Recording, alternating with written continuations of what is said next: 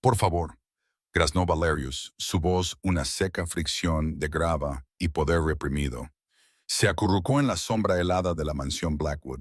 Su caro traje de seda había sido reemplazado por harapos que olían a sal y a fracaso. Solo un trozo de pan. No he comido en 3 días. El beta, se burló Marcus, su bota de cuero pulido conectando bruscamente con las costillas de Valerius. El rey no se inmutó, aunque su lobo gritaba pidiendo sangre. Sal de la luz, perro patético, escupió Marcus. El rey llega mañana, y no quiero que el olor de un omega moribundo contamine las puertas. Si te vuelvo a ver, acabaré yo mismo con tu miseria.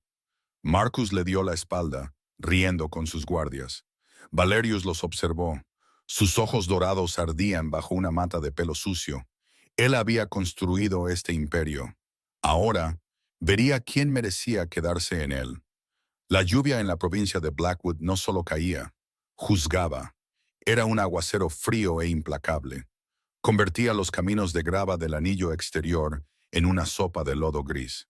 Valerius se sentó contra un barril de petróleo oxidado. El golpeteo rítmico del agua contra el metal era lo único que le impedía transformarse y arrancarles la garganta a los centinelas de la puerta. Él era el rey alfa del norte, un hombre cuyo nombre se susurraba tanto en salas de juntas como en campos de batalla. Pero durante la última semana había sido un fantasma. Había dejado que se extendieran los rumores de su viaje diplomático. Mientras tanto, se metió en la piel de un vagabundo sin nombre. Los informes de corrupción en la manada de Blackwood habían llegado a la capital, pero necesitaba ver la podredumbre por sí mismo. Necesitaba saber si el corazón de su reino se había vuelto tan frío como los muros de piedra que rodeaban a la élite. Oye, la voz era suave, apenas audible sobre el viento. Valerius no levantó la vista. Esperaba otra patada, otra orden de adentrarse en los bosques más oscuros donde dejaban morir de hambre a los lobos que no podían seguir el ritmo. Un par de zapatillas de lona gastadas y empapadas aparecieron en su borroso campo de visión. Eran varias tallas más grandes para la persona que las llevaba. Estaban atadas con trozos de cordel deshilachado. No deberías quedarte aquí, continuó la voz. Era la voz de una mujer, forzada, cansada, pero carecía del filo cruel que había encontrado toda la semana. Los ejecutores se aburren después de la medianoche. Les gusta cazar cosas que no pueden defenderse. Valerius levantó lentamente la cabeza. Había practicado la mirada de un hombre destrozado. Hombros caídos, ojos apagados. El aura feroz de un verdadero alfa escondida en lo más profundo de su ser. La mujer que estaba frente a él era pequeña. Su figura era devorada por un abrigo que había visto décadas mejores. Su cabello, un castaño rojizo enmarañado, estaba metido en un gorro de lana. Pero fue su aroma lo que lo tomó por sorpresa. No era el aroma del poder o la ambición. Era el olor a cedro lavado por la lluvia y una extraña y persistente dulzura que se sentía como un recuerdo que no podía ubicar. Un omega. No tengo a dónde más ir, dijo Valerius, su voz quebrándose perfectamente. Ella miró hacia la mansión, donde las luces doradas del salón de baile se derramaban sobre los cuidados jardines. Una gala estaba en pleno apogeo celebrando la supuesta llegada del rey al día siguiente. La ironía era una píldora amarga en su garganta. Soy Alora, dijo ella, extendiendo una mano y luego retirándola rápidamente como si recordara su lugar. Los omegas en Blackwood eran poco más que sirvientes contratados. A menudo se les negaba incluso el derecho básico al tacto. Vivo en el antiguo distrito del Molino. No es mucho, pero hay un techo, y está fuera de la vista de Marcus. ¿Por qué ayudarme?, preguntó Valerius, entrecerrando los ojos. Solo soy un mendigo, no tengo nada que darte. Alora ofreció una pequeña y triste sonrisa que no llegó a sus mejillas hundidas. Porque sé lo que es ser invisible, y porque nadie debería tener que enfrentarse a la luna con el estómago vacío. No esperó a que él aceptara. Simplemente se dio la vuelta y comenzó a caminar hacia los barrios bajos. Su andar favorecía su lado izquierdo. Valerius se levantó, sus articulaciones protestando por el frío, y la siguió. Él era el rey, y estaba siendo guiado hacia la oscuridad por el miembro más humilde de su rebaño. La choza era peor de lo que Valerius había imaginado. Era un cobertizo improvisado construido contra el costado de un almacén derrumbado. Las paredes eran un mosaico de metal corrugado y madera contrachapada, pero por dentro estaba inexplicablemente limpio. Una sola vela parpadeaba sobre una caja, proyectando largas sombras danzantes en el techo. «Siéntate», ordenó Alora suavemente. Señaló una pila de mantas que olían ligeramente a lavanda. Valerius se sentó. Su gran cuerpo hacía que el pequeño espacio se sintiera aún más estrecho. La observó mientras se movía hacia una pequeña estufa de camping. Le temblaban las manos. No de miedo, se dio cuenta, sino por las primeras etapas de la desnutrición. Sus clavículas eran lo suficientemente afiladas como para cortar, y el pulso en su cuello revoloteaba como un pájaro atrapado. Sacó una pequeña bolsa de papel de su bolsillo. Dentro había un único trozo de pan crujiente, ligeramente rancio. Era el tipo de pan que las cocinas de la mansión arrojaban a los perros. Miró el pan durante un largo momento. Valerius pudo ver el conflicto en sus ojos, el hambre cruda y primitiva de un lobo que no había sido alimentado. Ella no había comido hoy, quizás tampoco ayer. Su lobo se agitó. Un bajo gruñido de instinto protector vibró en su pecho. Lo reprimió con un chasquido decisivo. Alora partió el pan por la mitad. Colocó la mitad más grande en un plato de cerámica agrietado y se lo acercó. «Come», dijo ella. «¿Es todo lo que tienes?», preguntó Valerius con voz baja. «Es más que suficiente». Mintió. La mentira era tan transparente que dolía escucharla. Tomó el trozo más pequeño y comenzó a masticar lentamente. Cerró los ojos, saboreando cada miga microscópica como si fuera un festín. Valerius miró el pan en su plato. Pensó en las comidas de 7 platos que se servían en su mesa, el desperdicio, la decadencia. Pensó en sus generales quejándose de la cosecha del vino, mientras esta chica, su súbdita, compartía su último bocado con un extraño. «Eres miembro de la manada de Blackwood», dijo Valerius, probando el terreno. «El alfa debería estar proveyendo para ti. Las leyes del norte son claras. Ningún lobo pasa hambre». Alora soltó una risa corta y seca que se convirtió en tos. «El rey Alfa vive en un palacio de cristal, a 300 millas de distancia. Él no ve el anillo exterior. Aquí Marcus es la ley. Y Marcus cree que si no eres lo suficientemente fuerte para tomar, no eres digno de comer. ¿Y tú crees eso?». «Yo creo», dijo ella mirándolo directamente a los ojos, sus ojos marrones de repente feroces, «que el rey nos ha olvidado. O tal vez nunca le importamos. Pero solo porque la cima esté podrida, no significa que debamos dejar que la base se derrumbe. Tenemos que ser mejores que ellos». Valerius sintió una punzada de genuina vergüenza. Era una sensación que no había sentido en años. Extendió la mano y tomó el plato. Pero en lugar de comer, volvió a partir su trozo en dos. Le deslizó una porción de vuelta a ella. «Entonces seremos mejores juntos», dijo él. Comieron en silencio. El único sonido era la lluvia y la música distante y burlona de la mansión. En ese momento, en esa choza temblorosa, Valerius se dio cuenta de que su prueba ya había dado su primer resultado. Había encontrado la única alma pura en su reino y se estaba muriendo de hambre en el lodo. A la mañana siguiente, el aire estaba cargado de tensión. Estaba previsto que el rey Alfa llegara a la mansión al mediodía. Valerius pasó las primeras horas observando desde las sombras del distrito del molino cómo la élite de Blackwood correteaba como hormigas en pánico. Había pasado la noche en el suelo de Alora. Ella había insistido en que él tomara las mantas mientras ella se acurrucaba cerca de la estufa.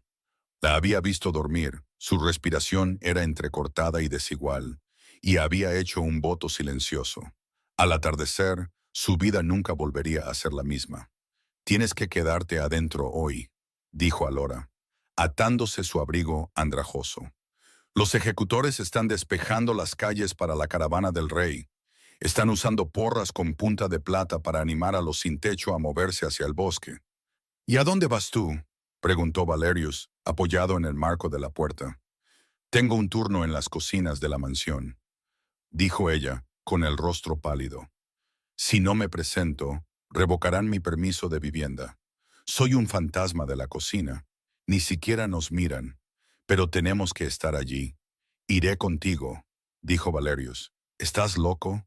Te matarán. Soy bueno para pasar desapercibido, respondió Valerius, un destello de su verdadera autoridad filtrándose en su tono. Fue suficiente para que Alora hiciera una pausa, con el ceño fruncido por la confusión. Además, quiero ver a este rey al que todos le temen tanto. Se movieron por los callejones traseros, esquivando patrullas. Valerius vio cosas que le hicieron hervir la sangre. Vio a lobos ancianos siendo empujados al lodo. Vio a los hombres de Marcus cobrando impuestos de las escasas raciones de los pobres. La corrupción no era solo una fuga, era una inundación. Cerca de las puertas de la mansión, vieron a un grupo de lobos más jóvenes acurrucados. Susurraban, sus ojos se dirigían nerviosamente hacia los guardias. «Es hoy», susurró uno. «Cuando el rey se siente a la mesa, haremos nuestro movimiento. Le mostraremos las cicatrices que Marcus nos dio. Exigiremos justicia. El rey no escuchará», siseó otro. «Probablemente es como Marcus, solo que más rico. Deberíamos simplemente quemar la mansión con todos ellos dentro». Alora agarró el brazo de Valerius, sus dedos temblaban. «Van a hacer que los maten», susurró. «La guardia del rey es de élite, ni siquiera los dejarán acercarse a 50 yardas». Valerius miró a los jóvenes rebeldes. Su ira estaba justificada, pero su momento era trágico. Necesitaba detenerlos, pero no podía hacerlo como el mendigo.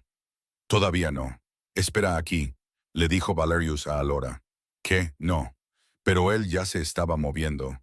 Se deslizó entre la multitud cerca de la puerta, sus ojos buscando a Marcus. Lo encontró de pie en un estrado elevado, mirando a la multitud reunida con una sonrisa de pura y absoluta arrogancia. «Escuchen, montón de sarnosos», gritó Marcus, su voz amplificada por un megáfono. «El rey es un hombre de tradición.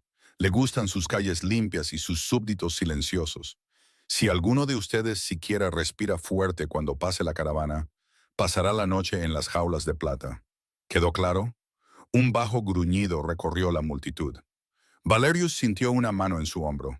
Era el principal ejecutor de Marcus, un lobo corpulento llamado Silas. «¿Tú otra vez?», gruñó Silas, reconociendo a Valerius de la noche anterior. «Te dije que te largaras. Parece que necesitas una lección más permanente». Silas levantó un pesado garrote con peso de plata.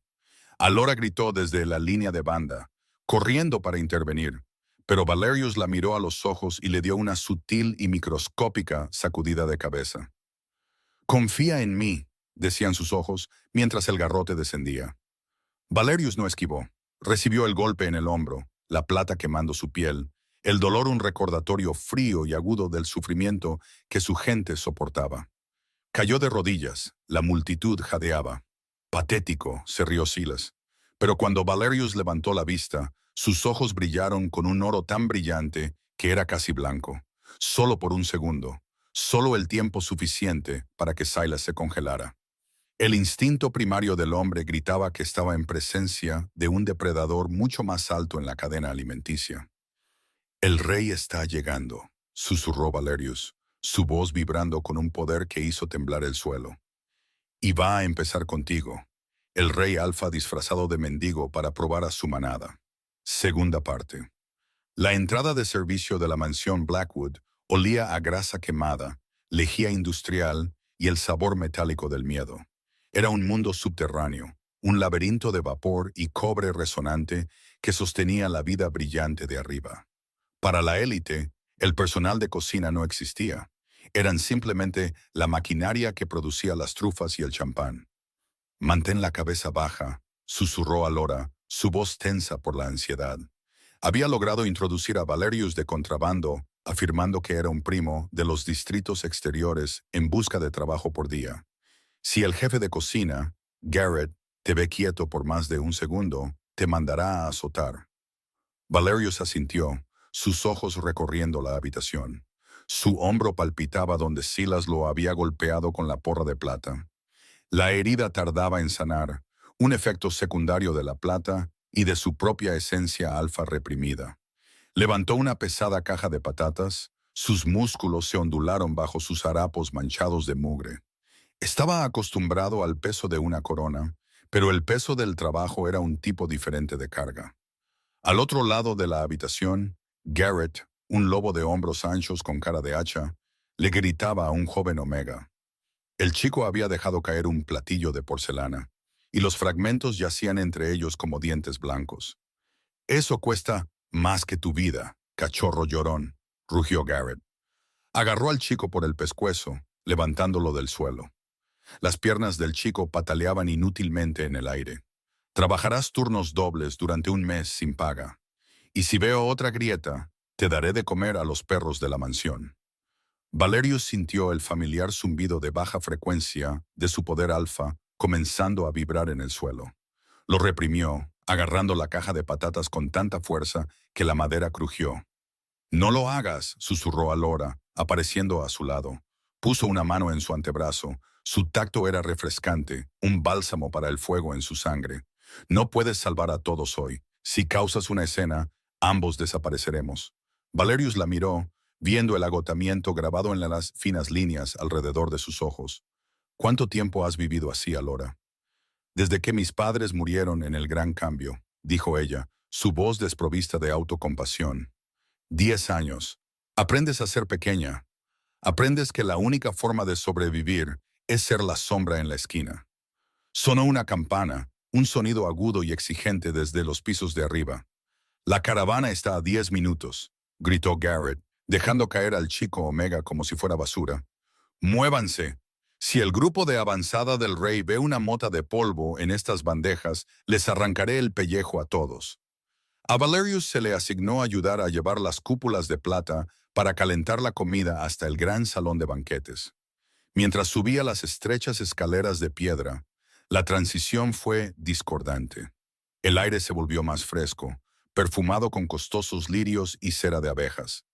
Las paredes estaban adornadas con tapices que representaban la historia del Reino del Norte. Su historia. Se vio a sí mismo en uno de ellos, tejido en hilo de oro, de pie en la cima de una montaña. El artista había capturado sus ojos, pero no el peso detrás de ellos.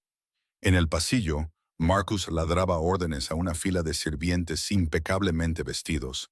Parecía frenético, su arrogancia habitual reemplazada por una necesidad desesperada y cortante de impresionar. Llevaba un traje que costaba lo suficiente para alimentar al distrito del molino durante un año. El rey es preciso, decía Marcus. No le gustan los retrasos, no le gustan las excusas. Cuando los sedanes negros se detengan, quiero a la guardia de honor en saludo completo. Silas, ¿están despejados los elementos problemáticos? Las calles están vacías, Beta, respondió Silas, inclinando la cabeza. Tenía los ojos amoratados por su encuentro con Valerius más temprano, un hecho que claramente intentaba ocultar con mucho maquillaje. Los mendigos han sido trasladados. Los rebeldes están siendo monitoreados. El rey solo verá lo que queremos que vea. Valerius ajustó la pesada bandeja en sus manos, su mirada fija en la nuca de Marcus. No tienes ni idea, Marcus, pensó. El rey lo ha visto todo. El sonido de los neumáticos sobre la grava resonó en la mansión como un redoble de tambor. Precisamente al mediodía, una fila de 6 camionetas blindadas negras entró en el patio, flanqueada por motociclistas con la librea real. Valerius estaba de pie detrás de un pilar de mármol en el vestíbulo, su corazón martilleando con una cadencia constante y rítmica. Reconoció el vehículo principal. Era su transporte personal. Dentro estaba Kalen, su beta de mayor confianza y el comandante de su guardia de la sombra. Marcus se apresuró hacia adelante cuando la puerta de la camioneta del medio se abrió. Cayó de rodillas, con la cabeza inclinada en una actuación de sumisión que revolvió el estómago de Valerius. «Mi rey», gritó Marcus, su voz resonando en las paredes de piedra caliza. La provincia de Blackwood le da la bienvenida. Nos sentimos honrados por su presencia. Una figura salió del coche. Era alto, de pecho ancho, y llevaba el abrigo militar ceremonial del rey. El cuello alto ocultaba gran parte de su rostro. Llevaba gafas de sol oscuras y sus movimientos eran rígidos, calculados. Era un doble, un soldado leal llamado Barik, que había sido entrenado durante meses para imitar el andar de Valerius. El rey está cansado del viaje, dijo Cailan, saliendo después del doble. Los ojos de Cailan recorrieron la multitud, deteniéndose por una fracción de segundo en el pilar donde estaba Valerius. No había reconocimiento en la mirada de Cailan, solo la alerta aguda y profesional de un cazador. Se retirará a sus aposentos hasta el banquete de la noche. Despejen el vestíbulo. Por supuesto, comandante, tartamudeó Marcus, poniéndose de pie torpemente. Todo está preparado. La mejor suite, lo más exquisito. Silencio. Espetó Cailan. El rey requiere silencio. Muévanse. Mientras la procesión se movía hacia la gran escalera, Valerius observó a los jóvenes rebeldes que había visto antes. Estaban posicionados cerca de la entrada, disfrazados de trabajadores temporales. Uno de ellos, un chico llamado Jace, tenía la mano metida en la chaqueta, agarrando lo que parecía un explosivo casero o una bengala. Valerius se movió con la fluidez de un fantasma. Se deslizó entre la multitud, sus harapos rozando los vestidos de seda de las mujeres nobles que retrocedían con asco. Alcanzó a Jace justo cuando el chico comenzaba a dar un paso adelante. Valerius agarró la muñeca de Jace, su agarre como un tornillo de acero. Ahora no, susurró Valerius al oído del chico. Suéltame, viejo borracho, siseó Jace luchando por liberarse. Esta es nuestra única oportunidad. El rey necesita ver el fuego. Si haces esto ahora, estarás muerto antes de que la mecha siquiera se encienda, dijo Valerius, su voz bajando una octava, con una resonancia que hizo que el lobo de Jace gimiera. Espera al banquete. Cuando el rey esté en la mesa, la verdad saldrá a la luz. Pero si mueres ahora, mueres por una mentira. Jace miró a los ojos de Valerius, y por un momento, la ira del chico fue reemplazada por una profunda confusión. Vio algo en el mendigo, no debilidad, sino una fuerza aterradora y antigua. ¿Quién eres?, susurró Jace. Un amigo de los hambrientos, dijo Valerius, soltando la muñeca del chico. Quédate en las cocinas. Cuando llegue el momento, te necesitaré. Valerius se volvió hacia el pasillo de servicio, pero se encontró cara a cara con Alora. Estaba de pie en las sombras, con los ojos muy abiertos por el terror. Había visto la interacción, había visto la forma en que el mendigo había ordenado al rebelde. «Vas a hacer que nos maten», susurró ella con la voz temblorosa. «Val, ¿qué estás haciendo? No eres solo un vagabundo, ¿verdad?» Valerius la miró, la máscara del mendigo resbalando por un instante. Quería decírselo, quería sacarla de esta podredumbre y ponerla al sol, donde pertenecía. «Soy alguien que está cansado de ver a la gente buena morir de hambre, Alora», dijo suavemente.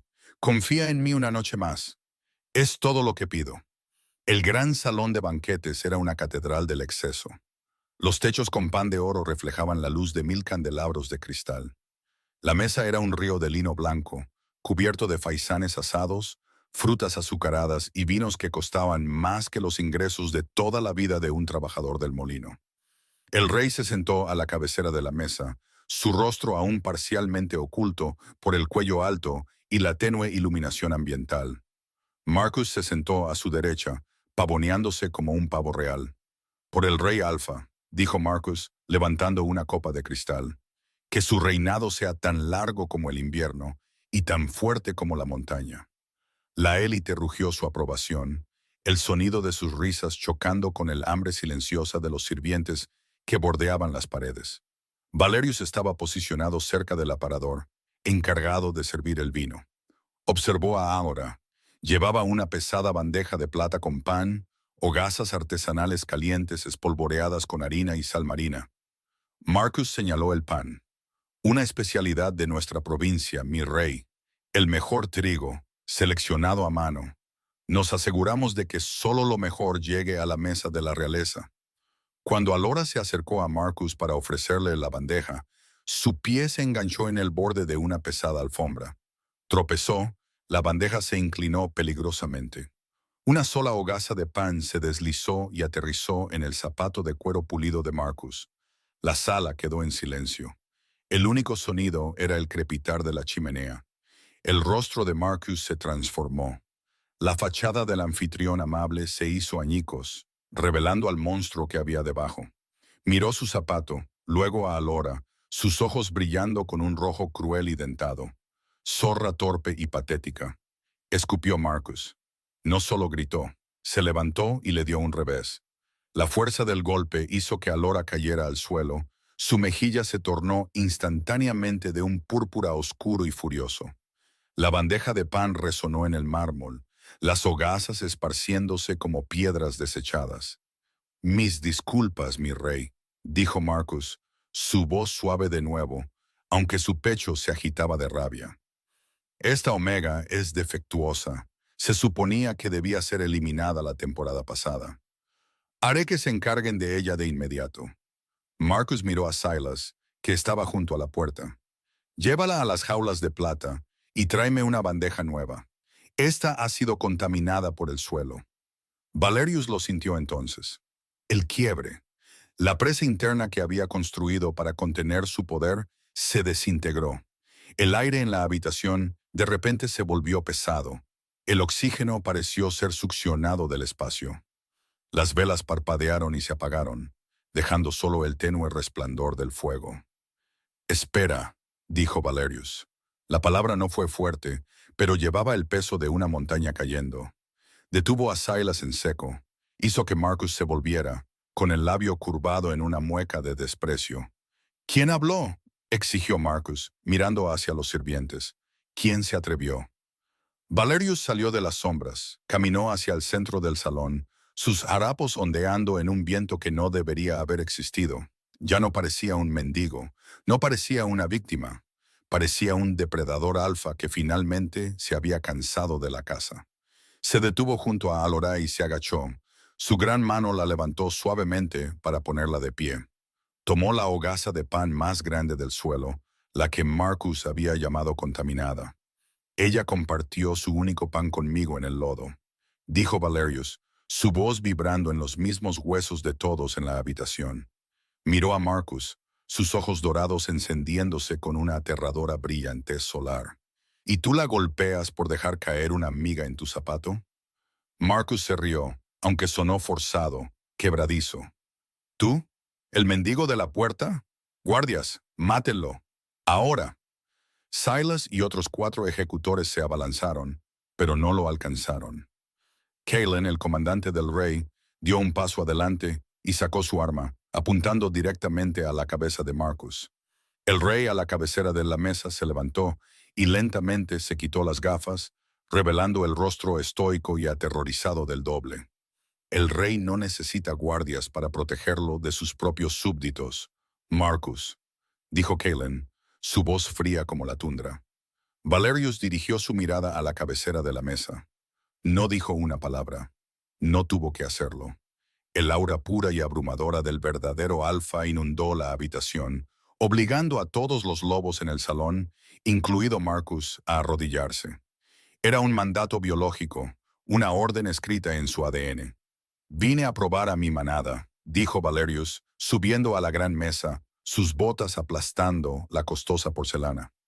Caminó hacia Marcus, que temblaba tanto que le castañeteaban los dientes.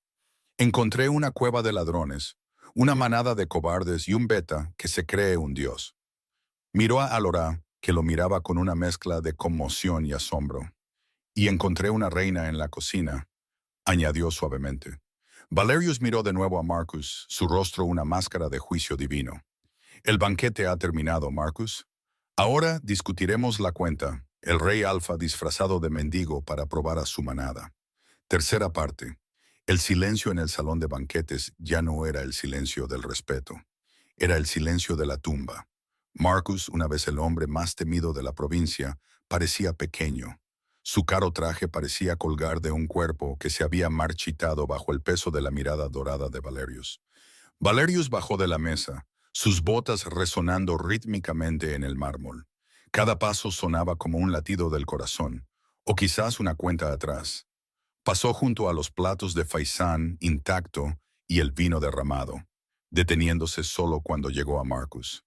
Dijiste que era defectuosa, dijo Valerius, su voz una vibración baja y peligrosa. Extendió la mano, su mano flotando cerca de la garganta de Marcus. El beta se estremeció, un gemido escapó de sus labios. Dijiste que debía ser eliminada porque era débil, porque era una omega. Mi rey, yo solo estaba manteniendo el orden. Tartamudeó Marcus. Sus ojos se dirigieron a sus ejecutores, que estaban todos inmovilizados en el suelo por la guardia de la sombra del rey. Las leyes del norte favorecen a los fuertes. Pensabas que compartía tu enfermedad, interrumpió Valerius. Se volvió hacia la sala, su voz elevándose a un rugido que hizo vibrar los candelabros de cristal. El orden no se mantiene a través del hambre de los inocentes. Una manada no es una pirámide donde la cima aplasta en la base. Es un círculo donde los más fuertes protegen a los más vulnerables. No mantuviste el orden, Marcus. Mantuviste una jaula. Valerius miró a Kalen, quien se adelantó con un pesado libro de cuentas encuadernado en hierro. Era el verdadero registro financiero de la provincia, recuperado del estudio privado de Marcus por los exploradores del rey horas antes. Los impuestos que tomaste del distrito del Molino nunca fueron enviados a la capital, declaró Valerius. Compraste seda mientras ellos compraban ataúdes. Compraste vino mientras ellos compartían cortezas de pan duro. Valerius agarró a Marcus por el cuello y lo levantó. El beta era un hombre grande, pero en el agarre del rey parecía un juguete de niño. Valerius lo arrastró hacia la ventana que daba al oscuro y lluvioso valle del distrito del Molino. Míralos, ordenó Valerius. Mira las luces de las chozas que construiste. Mañana irás allí, no como un señor y no como un beta. Por la presente, se te despoja de tu rango, tu nombre y el honor de tu lobo. Trabajarás en los molinos, comerás lo que ellos comen, dormirás donde ellos duermen. Y si me entero de que has tomado siquiera un grano de sal extra de un vecino, personalmente te llevaré a las jaulas de plata de las que tanto te gustaban. Silas y los otros ejecutores fueron sacados en cadenas, su orgullo destrozado. Pero a medida que la sala se vaciaba de los corruptos, el peso del momento se desplazó hacia la mujer que aún estaba junto al aparador. Alora no se había movido. Estaba de pie con las manos entrelazadas frente a ella, su rostro una máscara de incredulidad. El hombre que había dormido en su suelo, el hombre que había compartido su pan, era el rey Alfa del Norte. La revelación fue un peso físico que le dificultaba respirar. Valerius se volvió hacia ella. El aura aterradora del rey se desvaneció, reemplazada por la presencia cansada y centrada del hombre al que había llamado Val. Caminó hacia ella, y por primera vez en su vida, el rey sintió un atisbo de nerviosismo. «Alora», dijo suavemente. Ella dio un paso atrás, su cabeza inclinándose instintivamente. «Mi rey, yo no sabía. Si lo hubiera sabido, ¿Habrías hecho qué?», preguntó él, deteniéndose a una distancia respetuosa. «¿Darme la hogaza entera en lugar de la mitad? ¿Ofrecerme tu cama en lugar del suelo? Le diste a un mendigo todo lo que tenías cuando no tenías nada. Eso es más de lo que cualquier rey podría pedir». Él extendió la mano, levantando suavemente su barbilla. Sus ojos estaban llenos de lágrimas. «No vine aquí para que me sirvieras, Alora», susurró. «Vine aquí para ver si quedaba algo de luz en esta provincia. Fuiste la única que no dejó que la oscuridad te cambiara. Solo estaba siendo una persona». Sollozó. «Eso es todo. Y eso», dijo Valerius, «es por lo que eres la loba más poderosa en esta sala». La semana siguiente fue un torbellino de movimiento. La mansión Blackwood se convirtió de un palacio privado en un centro de distribución. Valerius se quedó, negándose a regresar a la capital hasta que la podredumbre fuera completamente purgada. No pasaba sus días en el salón de banquetes. Los pasaba en el lodo. La gente del distrito del Molino se mostró cautelosa al principio. Observaban desde sus ventanas cómo llegaban los camiones de transporte real, cargados de grano fresco, carne y suministros médicos. Observaban cómo el propio rey, todavía vistiendo el simple suéter de lana que Alora le había remendado, ayudaba a descargar las cajas. «Él es el indicado», se oían los susurros. «El mendigo. Él nos vio». Valerius caminó por las calles, deteniéndose para hablar con los ancianos, para jugar con los niños que antes solo habían conocido el hambre. Escuchó sus historias, no las versiones saneadas que Marcus había presentado, sino las verdades crudas y dentadas de la supervivencia. Una tarde, se encontró de nuevo en la choza inclinada donde todo había comenzado. Alora estaba allí, empacando las pocas pertenencias que tenía. Una nueva iniciativa de vivienda estaba trasladando a los trabajadores del molino a los apartamentos renovados cerca de la plaza del pueblo. Pero ella se había quedado atrás hasta el último momento. ¿Dejas el palacio de cristal por esto?, preguntó él, apoyado en el umbral de la puerta. Alora sonrió, y esta vez la sonrisa llegó a sus ojos. Se veía más saludable. Los huecos en sus mejillas se estaban llenando, y su cabello castaño rojizo brillaba a la luz del sol. No me voy, solo me estoy mudando. Tengo un trabajo en la nueva enfermería. Necesitan a alguien que sepa cómo estirar la medicina cuando escasea. Valerius entró en el pequeño espacio. Se sentía diferente ahora. La vela se había ido, reemplazada por el sol de la tarde. Tengo que volver a la capital mañana, dijo Valerius. El aire entre ellos se volvió denso. El silencio pesado con las cosas que no habían dicho. El consejo exige un informe. Las otras provincias están escuchando rumores de lo que pasó aquí. Necesitan saber que el rey ha vuelto a su trono. Alora asintió, su mirada cayendo a su maleta. Por supuesto, eres su rey. Te necesitan. No quiero volver solo, dijo Valerius. Alora se congeló. Lo miró, su corazón latiendo contra sus costillas. Val, mi rey, soy una omega, soy una fregona de una provincia rota. No sé nada de palacios o política. No necesito una política, dijo Valerius acercándose. Tomó sus manos entre las suyas. Su piel estaba cálida, un contraste con la plata fría que una vez había definido su vida. La capital está llena de gente que me dice lo que quiero oír. Son expertos en la actuación de la lealtad. Pero tú me diste pan cuando pensabas que no podía darte nada a cambio. Viste al hombre, no a la corona. Miró alrededor de la choza. Pasé mi vida construyendo muros para mantener el mundo fuera. Tú pasaste la tuya abriendo tu puerta a cualquiera que tuviera más frío que tú. Necesito eso, Alora. Mi reino necesita eso. No te pido que seas una sirvienta. Te pido que seas la conciencia del norte. ¿Quieres que vaya a la capital?, susurró ella. Quiero que estés a mi lado, corrigió él. Como mi consejera, como mi luz. Y si me aceptas, como mi compañera. La palabra compañera resonó con la fuerza de un cambio tectónico. Para un lobo era el vínculo supremo. Alora miró sus ojos dorados y vio la verdad allí. Ya no la estaba probando. Le estaba ofreciendo su alma. Compartí mi pan con un mendigo, dijo ella, una chispa juguetona en sus ojos a través de las lágrimas. Supongo que puedo compartir mi vida con un rey. Un mes después, la provincia de Blackwood celebró su primer festival de otoño en una década, donde nadie pasó hambre. La plaza estaba llena del olor a carnes asadas y pan recién horneado. Pero no era la élite la que se sentaba en las mesas altas. Las mesas eran largas, extendiéndose de un extremo a otro de la plaza, y no había un plan de asientos. El panadero se sentó junto al maestro. El obrero se sentó junto al guardia. Valerius estaba en el balcón del ayuntamiento. Llevaba su uniforme real, pero había rechazado las medallas de oro. A su lado estaba Alora. Llevaba un vestido simple y elegante de color verde bosque, su cabello suelto. No parecía una omega, parecía la tierra misma, fuerte, resistente y dadora de vida. Jace, el joven rebelde que una vez intentó quemar la mansión, también estaba allí. Había sido nombrado enlace junior para la juventud de la provincia. Miró a Valerius y asintió con un gesto agudo y respetuoso.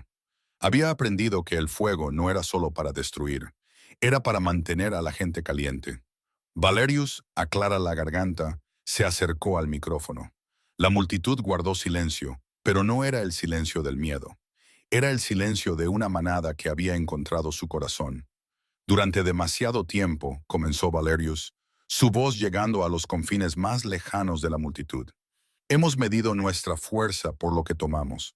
Hemos juzgado a nuestros hermanos y hermanas por su rango, su riqueza y su utilidad. Pero he aprendido que la verdadera fuerza de un lobo no se encuentra en la agudeza de sus dientes, sino en el grosor de su compasión. Tomó una hogaza de pan de una cesta en el podio. Era el mismo tipo de pan que Alora había compartido con él, simple, rústico y honesto. Lo partió en dos y le entregó la mitad a Alora.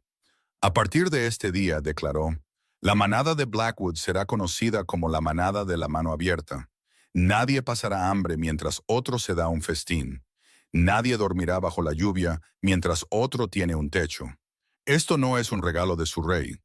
Este es el derecho de cada alma que llama al norte su hogar. El vitoreo que estalló no fue solo un sonido, fue una fuerza física. Sacudió los árboles y resonó en las montañas. Era el sonido de una manada sanando mientras el sol comenzaba a ponerse, proyectando un brillo dorado sobre la multitud que celebraba. Valerius se volvió hacia Alora. La acercó, su frente descansando contra la de ella. «Tú hiciste esto», susurró. «Nosotros lo hicimos», respondió ella. La besó entonces, una promesa lenta y profunda que sabía a sal, lluvia y futuro. El rey había ido en busca de una prueba y había encontrado su salvación. Había entrado en la provincia de Blackwood como un mendigo, pero la dejaba como un hombre que finalmente entendía lo que significaba gobernar. Debajo de ellos, en la plaza abarrotada, Marcus se sentó al final de una larga mesa, sus manos callosas por los molinos. Alguien, una mujer de la que solía burlarse, le ofreció un plato de estofado y un trozo de pan. Lo tomó con manos temblorosas, su cabeza inclinada en un genuino y silencioso «gracias». El círculo estaba completo. El carruaje real era una maravilla de la ingeniería, silenciado por hechizos y acolchado con las sedas más finas. Pero para Alora se sentía como una jaula dorada. Mientras la provincia de Blackwood se desvanecía en la niebla detrás de ellos, ella miraba por la ventana el paisaje cambiante. Los pinos escarpados y marcados de su hogar estaban siendo reemplazados por las colinas onduladas y cuidadas del círculo interior. Valerius la observaba. Había cambiado su suéter de lana por un traje de carbón, pero conservaba el simple cordón de cuero que ella le había dado envuelto en su muñeca. «Estás pensando en ellos», dijo suavemente. No era una pregunta. «Mi padre solía decir que el círculo interior estaba hecho de cristal», murmuró Alora, su voz distante, «que si mirabas con demasiada atención, verías las grietas. Él era arquitecto antes del gran cambio. Ayudó a diseñar los acueductos que alimentan la capital». Valerius se inclinó hacia adelante, su interés despertado. Esta era la primera vez que ella hablaba del cambio con algo más que miedo. El gran cambio. La agitación económica y tectónica de hace una década que había redibujado las fronteras de la manada era la razón de gran parte de la desigualdad actual del norte. «El cambio no fue solo natural, ¿verdad?», preguntó Valerius, su voz bajando. Alora se apartó de la ventana, sus ojos reflejando una claridad inquietante. Las placas tectónicas se movieron. Sí, pero el cambio de poder fue calculado. Mi padre encontró los planos para la redirección del agua. Movieron el flujo desde los anillos exteriores a las fincas privadas de la capital. Cuando intentó hablar, ocurrió el accidente en el molino. Lo llamaron un fallo estructural. Yo lo llamé un asesinato. Valerius sintió una furia fría instalarse en sus entrañas. Él era un joven alfa entonces, recién coronado y abrumado por la magnitud del desastre. Había confiado en sus consejeros, hombres como el padre de Marcus, para manejar la distribución de recursos. «Me dijeron que el agua se había secado», dijo Valerius, sus nudillos blancos mientras agarraba el reposabrazos. «Me dijeron que los anillos exteriores eran insostenibles. Firmé los decretos basándome en mentiras». «Todos tenemos nuestros fantasmas, Valerius», dijo Alora extendiendo la mano para cubrir la suya. «Eras un rey niño, pero ahora eres un hombre que ha probado el lodo. Eso te hace peligroso para la gente que te mintió». La revelación lo golpeó como un golpe físico. Su prueba de la manada de Blackwood no había sido solo sobre Marcus. Era el comienzo de una guerra más grande. El rey Alfa no regresaba a una celebración. Regresaba a un nido de víboras. La capital, Astris, era una ciudad de luz, Las torres estaban construidas de piedra blanca y vidrio reforzado, brillando como diamantes bajo el sol del mediodía. Mientras la caravana real pasaba por las puertas principales, las calles estaban llenas de miles de ciudadanos. Estos no eran los lobos hambrientos de Blackwood. Estos eran los bien alimentados, la élite y los ambiciosos. Pero, a medida que el carruaje se adentraba en la ciudad, Valerius notó algo. Los vítores eran fuertes, pero se sentían ensayados. Los ojos de la gente no estaban en él, estaban en los guardias. Tienen miedo, susurró Alora, sintiendo el cambio en el aire. Es un tipo de miedo diferente al del distrito del Molino. Allí temen el hambre, aquí temen el silencio. Llegaron al Palacio Alto, un complejo en expansión que se encontraba en el pico más alto de la ciudad. El Alto Consejo esperaba en los escalones, 12 alfas de los linajes más poderosos del norte. En su centro estaba el alto consejero Thorne, un hombre cuya familia había controlado las finanzas del reino durante generaciones. Thorne dio un paso adelante cuando Valerius salió del carruaje. Ofreció una reverencia superficial. Sus ojos se dirigieron inmediatamente a Alora. «Mi rey», dijo Thorne, su voz como piedra pulida. «Oímos rumores de sus aventuras en el norte. Estábamos preocupados por su seguridad. ¿Y quién es esta invitada que ha traído a nuestros salones?» Valerius no respondió de inmediato. Se giró y le ofreció la mano a Alora, ayudándola a bajar. Mantuvo su mano en la suya mientras se enfrentaba al consejo. «Esta es Alora de Blackwood», anunció Valerius, su aura alfa brillando lo suficiente como para hacer que la sonrisa de Thorne vacilara. «Ella es la mujer que salvó la vida de su rey mientras sus leales betas estaban ocupados tratando de enterrarlo. Está aquí como mi consejera principal y mi compañera designada». Un jadeo colectivo recorrió el consejo. «¿Una omega?», preguntó Thorne, su voz goteando con diversión forzada. «Mi rey, la tradición del trono de plata es clara. La compañera del alfa debe ser de igual categoría para asegurar la fuerza del linaje. Traer a una plebeya al consejo. La fuerza de este linaje se mide actualmente por su corrupción». «Thorne», espetó Valerius. Se acercó al hombre mayor, su altura intimidante.